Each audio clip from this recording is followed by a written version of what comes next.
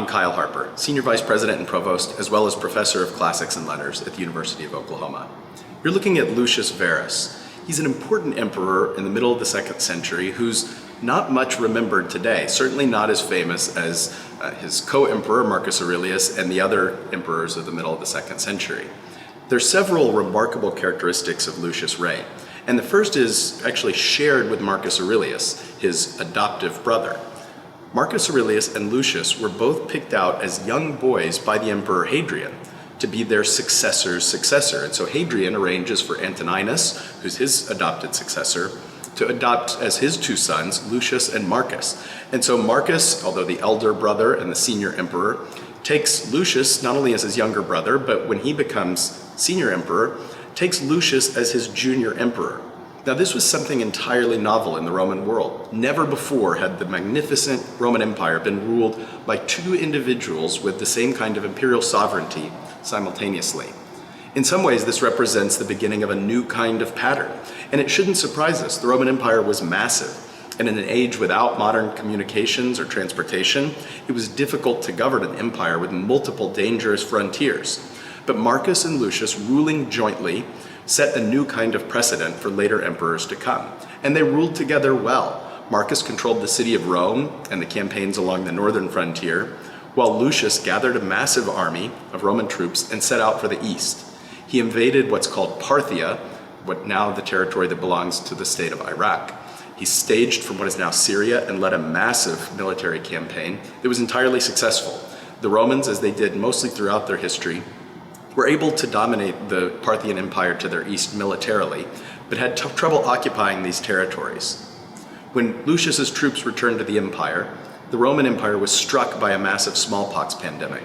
And in fact, the Romans believed that his troops had sacked a city and sacked a temple of Apollo and had unleashed the pestilence itself.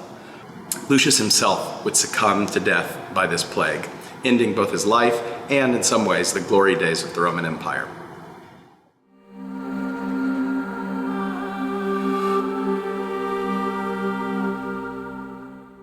You're looking at a wonderful bust of Marcus Aurelius, a young Marcus before he was actually emperor.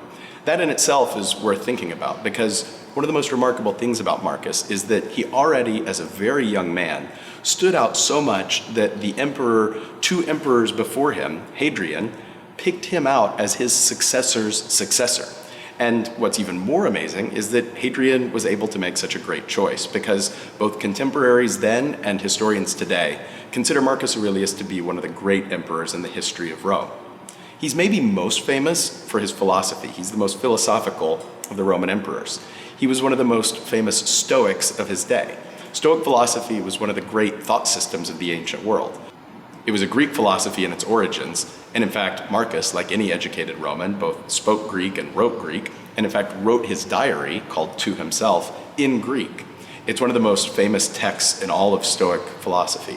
Stoic philosophy is based on the idea that you should follow your reason and not be overwhelmed by your emotions. That's why we still say today someone who's Stoic isn't controlled by their emotions. They're indifferent to emotion. They don't have passion.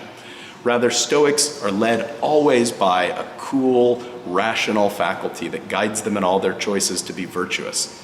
And Marcus believed in this philosophy, both in his personal life and in the way he ruled the Roman Empire.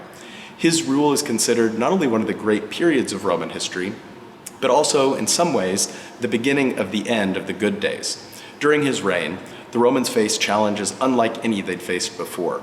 Invasion from the German barbarians along the northern frontier, in combination with a massive smallpox pandemic that for the first time struck the Mediterranean world and wiped out maybe a quarter of the entire Roman population, would forever weaken the Roman Empire and lead to the beginning of a new phase of Roman history that we call late antiquity, when the Roman Empire was still the central political entity in the Mediterranean world, but less dominant and less wealthy than it had once been.